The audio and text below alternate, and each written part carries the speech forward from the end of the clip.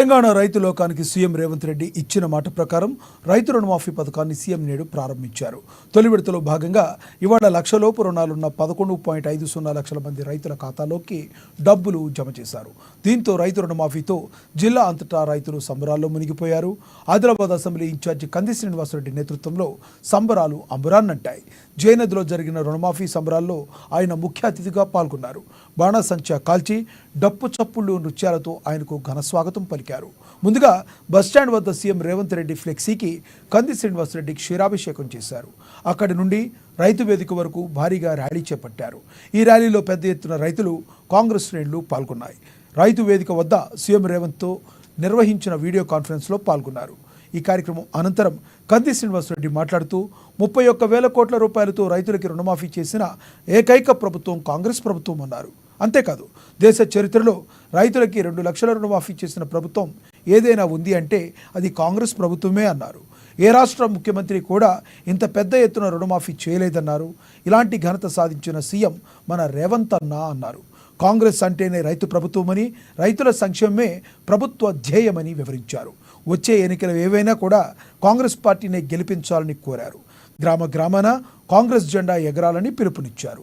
రైతు రుణమాఫీ చేసిన సీఎం రేవంత్ రెడ్డికి రైతుల తరపున కంది శ్రీనివాసరెడ్డి ప్రత్యేక ధన్యవాదాలు తెలిపారు.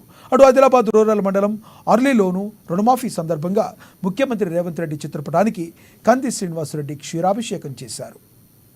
మీ అందరికీ జయనాథ్ లక్ష్మీనారాయణ స్వామి గుడి దగ్గర నేను చెప్పిన ఖచ్చితంగా కాంగ్రెస్ పార్టీ అధికారంలోకి వస్తుంది, 2 లక్షల రూపాయల రుణమాఫీ చేస్తుంది అని.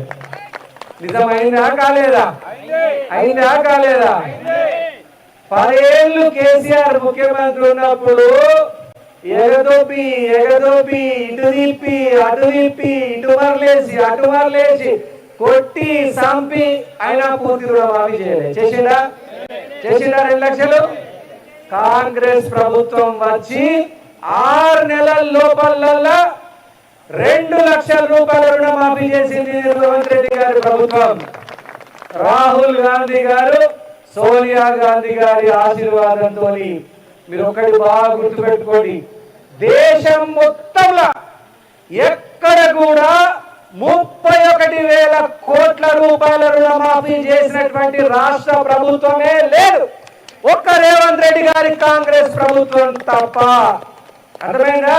ఇప్పుడు కాంగ్రెస్ ప్రతి సైనికుడు, ప్రతి రైతు సగర్వంగా గల్లా ఎగరేసుకొని చెప్పచ్చు. ఏమని చెప్పచ్చు? మా తెలంగాణ దెబ్బ కొడితే 31,000 కోట్లు రైతులకు ఇచ్చిండు రేవంత్ రెడ్డి. మరి ఇదే తెలంగాణ మోడల్, రైతుల మోడల్.